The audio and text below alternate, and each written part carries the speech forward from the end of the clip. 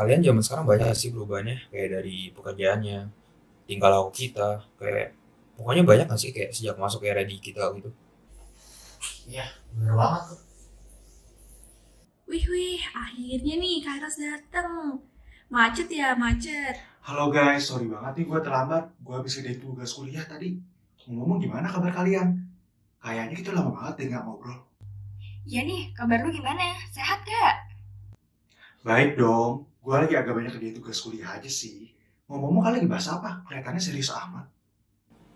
Ini loh kayak yang lagi marak banget, kita itu lagi ngebahas tentang tantangan Indonesia dalam menghadapi era digitalisasi. Oh iya tuh, kemarin gue ngeliat beritanya di TVRI. Iya, kemarin gue juga sempat lihat tuh. Katanya Indonesia sedang berevolusi untuk mendukung mesin-mesin otomatisasi kan ya? Menurut kalian gimana? Siap gak sih Indonesia? Ngomong siap gak sih? Tapi ya jujur kalau menurut gua sih Indonesia tuh bakal ngadepin banyak tantangan tau.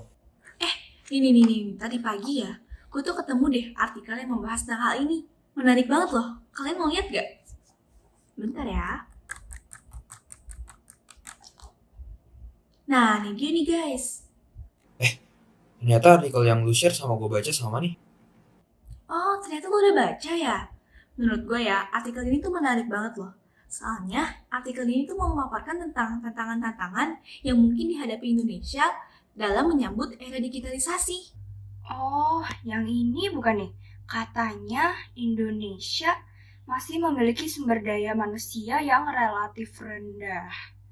Oh itu juga nih, katanya daya dukung sektor finansial terhadap perkembangan teknologi di Indonesia tuh masih kurang banget. Dan kalau yang gue baca ya, katanya masyarakat Indonesia tuh masih kolot banget soal pengembangan teknologi. Setuju banget gak sih? Menurut gue pemerintah harus yang namanya lebih proaktif lah sama serius dalam menghadapi era digital ini. Gue setuju banget sih. Menurut gue, negara-negara maju seperti Amerika dan juga Cina, perkembangan ekonominya sangat pesat karena pemerintahan masing-masing sangat serius tentang perkembangan teknologi di negaranya masing-masing. Sebenarnya ya guys, menurut gue Indonesia tuh bisa tahu. Soalnya ya, bukti-bukti revolusi sebelum ini tuh udah terjadi. Artinya tuh manusia di seluruh dunia ini tuh udah mengenal teknologi kan ya? Bener nih Audrey. Menurut gue mulai hari ini Indonesia harus lebih mempersiapkan diri untuk menggenggam era digital di dalam kehidupan sehari-hari. Iya, gue setuju banget. Oh ya, ngomong-ngomong, selesai kuliah, kalian rencana nggak nih pada pengen ngapain? Oh, kalau gue sih pengen jadi software engineer di Apple. Wih, amin ya Kai. Wah, keren banget lu Kai. Sekarang nih ya, gara-gara industri 4.0, kayaknya semua pekerjaan yang ada hubungannya dengan teknologi tuh lagi dibutuhin banget ya. Iya bener, pekerjaan kayak teknisi komputer sama desain aplikasi tuh emang lagi marak banget kan ya sekarang. Bener sih. Cuman ada beberapa pekerjaan lain yang bisa terancam punah loh. Kayak contohnya pegawai restoran gitu. Iya ya, gue pernah lihat ini di YouTube. Di Jepang, ada restoran yang customer-nya dilayanin full sama robot. Pesan makanan pakai robot, bahkan makanannya juga dianterin sama robot. Oh iya, gue tahu. Katanya ya orang-orang tuh pada seneng banget. Soalnya pekerjaannya jauh lebih cepat dan kebersihannya terjaga banget. Emang apalagi sih pekerjaan-pekerjaan yang lagi booming kayak software developer? Orang-orang yang bekerja di bidang medis sama insinyur tuh lagi dibutuhin banget gak sih? Nih, lihat ya datanya, sebentar ya. Wah, makasih banget Chris. Dapat dari mana nih datanya? Ini tuh dari website yang lagi membahas tentang peluang atau lowongan pekerjaan di industri 4.0. Nah, kalau dari yang gue lihat, orang yang milih bidang pekerjaan yang bergerak di bidang teknologi itu peluangnya bakal lebih gede daripada peluang di bidang lainnya. Wah, kok bisa ya? Kayaknya gara-gara di industri 4.0 ini teknologi adalah bidang yang berkembangnya lebih cepat dibandingkan bidang lainnya. Makanya orang-orang yang kerja di bidang lain itu peluang untuk mendapatkan kerja lebih kecil nggak sih? Yap, bener banget. Tapi logikanya kalau banyak pekerjaan yang diotomatisasi kayak pegawai restoran tadi, otomatis lapangan pekerjaan dunia semakin sempit dong. Iya, benar. Apalagi penduduk di Indonesia kan semakin banyak ya. Berarti akan lebih banyak dong yang membutuhkan lapangan pekerjaan. Ngomong-ngomong, ada berapa banyak orang yang di Indonesia ya? Nih, gue share ya.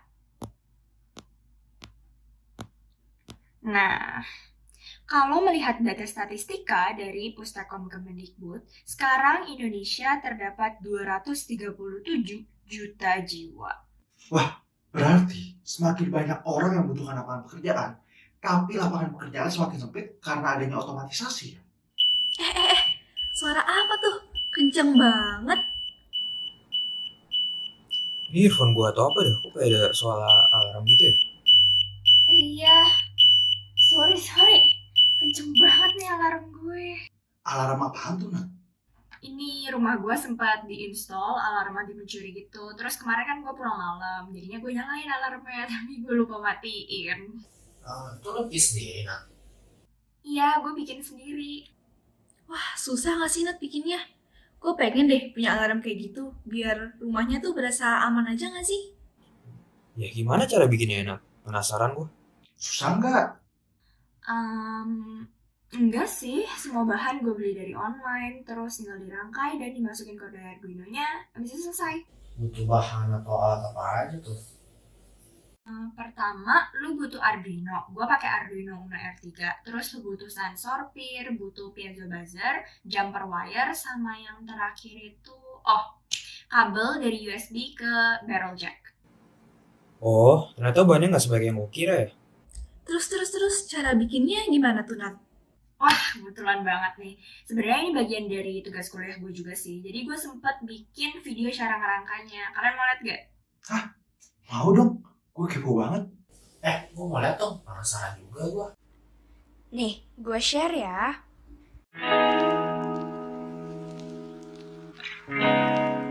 Halo semuanya, hari ini kita akan merangkai motion system sensor yang berguna untuk mendeteksi pergerakan pencuri agar rumah kalian aman. Untuk alat dan bahan yang diperlukan antara lain Arduino Uno R3 dan pastikan dapat berfungsi, sensor peer, piezo buzzer, jumper wire, dan kabel USB to barrel jack. Terakhir aku mau tambahin di sini ada baterai 9 volt tapi ini optional. Langkah pertama yang perlu dilakukan adalah membuka tutup pada sensor peer. Kemudian kita akan menghubungkan kabel hitam ke GND, putih ke output dan merah ke VCC. Selanjutnya kita hubungkan kabel hitam pada buzzer ke GND di Arduino dan kabel merah ke pin nomor 13. Kemudian kabel putih pada peer dihubungkan dengan pin nomor 8, hitam pada GND dan merah tepat di bawahnya. Dengan begitu rangkaian telah selesai dan kita siap transfer perintah pada Arduino. Kita akan menggunakan Arduino IDE dengan bahasa C untuk menulis kode. Pertama-tama kita tulis deklarasi variabel yang akan dipakai. Kemudian menentukan input-output pada setup function. Lalu menuliskan perintah agar buzzer berbunyi ketika ada benda di depan sensor dan sebaliknya. Ketika ada benda di depan sensor, buzzer berbunyi selama 2 menit dalam frekuensi yang cukup tinggi, dengan harapan pencuri akan kabur karena kaget atau menarik perhatian tetangga untuk mengecek. Proses pembuatan telah selesai dan terakhir kita akan memasuki tahap percobaan.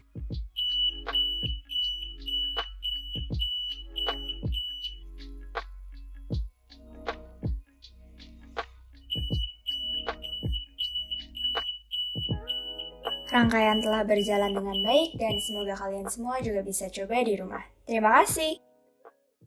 Jadi deh, lumayan gampang kan? Oh, ternyata nggak seribet yang gua kira ya. Wah, gue juga kira bakalan susah. Ternyata caranya cukup sederhana ya. Bentar. Tapi gue masih penasaran deh. Kok bisa ya abis sambungin rangkaian ini itu, terus disambungin ke komputer, tahu-tahu sensornya tahu kapan ada orang lewat? Gue juga penasaran. Cara kerja rangkaiannya gimana ya? Itu juga sederhana kok cara kerjanya. Jadi awalnya semua rangkaian kan terhubung dengan arus listrik, makanya dia bisa nyala. Nih, tadi kan gue sambungin ke baterai ya, baterainya ini. Terus perintah atau kodenya sebelumnya udah gue tulis di laptop gue pakai Arduino IDE dalam bahasa C. Dan gue transfer ke Arduino-nya menggunakan kabel tadi dari USB to barrel jack. Nah, abis itu gue gak perlu terus-menerus nyambungin Arduino gue ke laptop karena si Arduino ini sendiri punya kemampuan untuk mengingat perintah atau kodenya. Oh, terus sensornya tuh bisa tahu gitu saat ada benda berapa sentimeter di depannya. Gimana tuh caranya? Dari Arduino-nya bukan sih? Yes, bener banget. Ini dari Arduino-nya yang kasih tahu. Jadi, ketika ada suatu objek yang melewati sensornya, nanti sensor akan memberikan sinyal kepada Arduino untuk memerintahkan buzzer dan membunyikan suara. Sederhana nggak cara kerjanya? Keren banget. Jadi lu nyalain alarm itu pas lu lagi pergi ya? Yap, benar. Jadi, ketika ada gerakan di depan sensor, maka suaranya akan berbunyi. Terus, siapapun yang masuk rumah gue, semoga kaget, terus kabur deh. Kalau gitu rumah jadi berasa aman ya ditinggal ya. Apalagi alarm lu kenceng banget. Tetangga bisa denger tuh. Iya ya, biar pada tahu semua deh udah. Tapi seandainya rumah lu mati lampu nih, otomatis sensornya nggak bisa kerja dong. Bener juga. Ada nggak ya cara supaya arus listrik tuh tetap jalan meskipun rumah gue mati lampu? Oh, coba dia tanya si Chris. Dia kan lulusan jurusan kimia tuh. Jadi sekarang giliran gue cerita ya. Sebenarnya ada caranya. Kalian tahu materi sel volta nggak? Sel volta. Iya gue pernah dengar deh. Ya ampun, itu kan materi kita pas SMA. Oh iya bener-bener. Tapi emangnya bisa ya? Iya Chris, gue juga penasaran caranya gimana. Jadi waktu tugas kuliah kemarin tuh gue bikin percobaan pakai buah lemon. Kok pakai buah lemon sih? Emang apa hubungannya sama sel volta?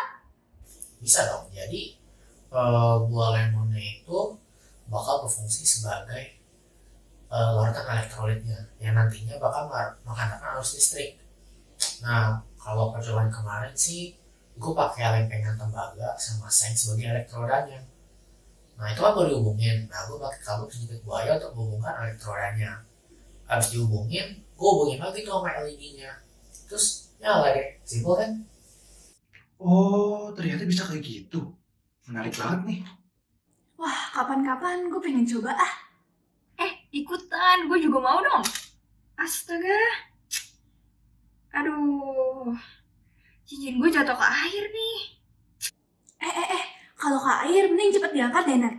Bakal karatan gak ya? Gak mungkin lah. Masa baru jatuh beberapa detik langsung karatan? Jangan lebay deh. Tapi cincin gue bukan emas asli, jadi bisa karatan. Gue juga sering lupa lagi copot kalau lagi mau cuci tangan. Ya udah, dicat aja. Masa diicat sih kan, gak usah aneh-aneh deh. Kok aneh sih? Itu kan salah satu cara mencegah karat. Coba tanya Icat.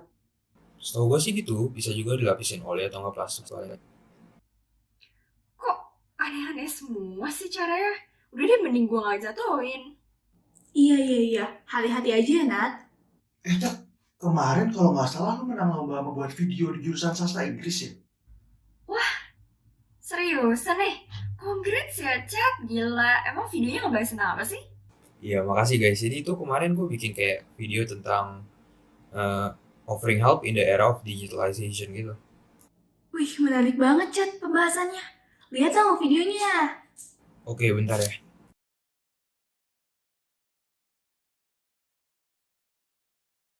Where are you guys going? We are going to the supermarket. We ran out of food. Your grandpa is going to help me with the groceries. Oh no, I have a meeting with my boss and I can't miss it. How will you get to the supermarket? Oh, it's fine. We can just walk. It's only 10 minutes away from here. No, I don't think that's a good idea. You will be bringing home groceries. That could be heavy. Do you want me to order you a lift? Order a lift? How can you do that? I've heard about it before. Isn't it called Grab, I suppose? Yeah, exactly. It is a service that can be ordered online. It's definitely better than walking home with heavy groceries. Don't worry, it'll be safe. It's organized under a high security system. It won't cost much either, since the supermarket is very close in distance. But how will the driver get here? I'll send the driver our location and your destination. The driver will get you to the supermarket. Okay then, let's go.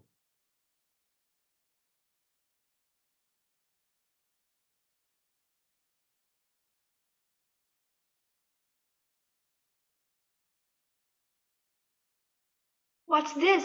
A QR code? How can we get in? I have no idea. Let's ask that young man over there. Hello there. Morning, ma'am. May I help you with anything? Yes, please. We saw a QR code sign outside the supermarket. but we didn't understand. Would you mind helping us? Pleasure. It's a way to track how many people are inside the building. We can't have too many people in order to prevent COVID-19 transmissions. Here, let's go there and I'll show you. Thank you, young man. Here, you only need to scan this barcode on your camera phone and fill in your name. That's it. Quite easy, right? Oh, I see. Yes, it is indeed easy. Thank you for your help. Yes, thank you for your assistance.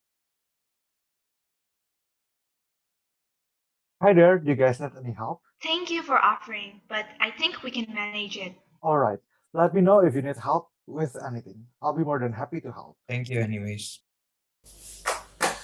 Gila, keren banget Chat videonya. Bisa keren gitu ya eksekusinya.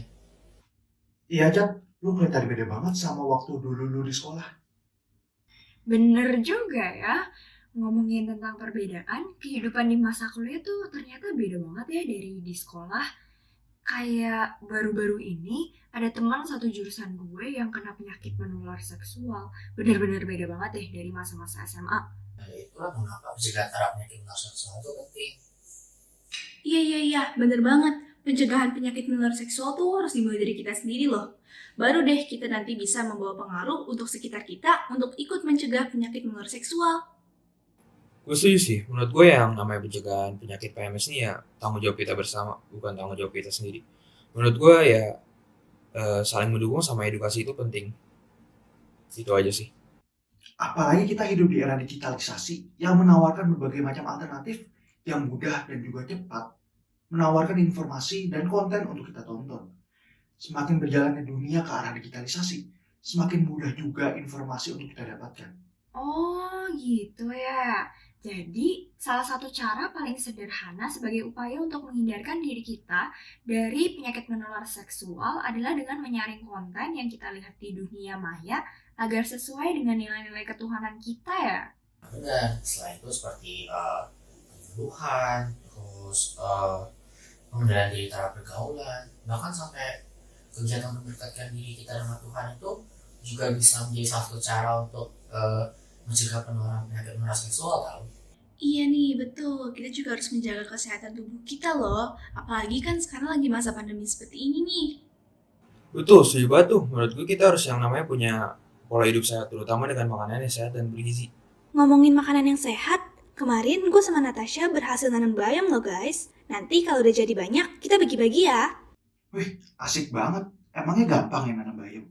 Setahu gua tuh bayam adalah salah satu tanaman yang gampang ditanam tau, karena bayam tuh memiliki daya adaptasi yang tinggi terhadap ekosistemnya. Iya. Siklus hidup bayam tuh emang singkat banget. Umur panen bayam tuh cuma sekitar 3-4 minggu.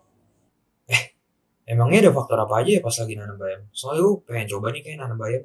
Pastinya syarat utama itu berhubungan dengan lingkungannya, jadi mulai dari tanah dan iklim, sinar matahari yang cukup, penyiraman teratur, dan saluran drainase yang baik. Iya. Kondisi tanah yang baik tuh harus subur dan gembur untuk menghasilkan tanaman yang baik. Dan derajat keasaman yang dibutuhkan pertumbuhan bayam adalah di sekitar 6-7. Selain itu, iklim juga berpengaruh ya, walaupun tanaman bayam itu tahan terhadap perubahan iklim yang terjadi secara tiba-tiba, tapi lebih baik jika tanaman bayam ini ditanam di lahan yang terkena sinar matahari yang cukup atau berawan, nggak apa-apa juga, dan tidak tergenang air. Iya, bayam tuh membutuhkan daerah dengan sinar matahari yang banyak dan kelembapan udara di sekitar 40-60%. Dan waktu terbaik untuk menanam bayam tuh ada di sekitar awal musim hujan. Wah, asik juga tuh. Setelah kita nanam nih, ada cara penyimpanan yang khusus juga nggak sih? Jangan yang susah lagi nyimpannya.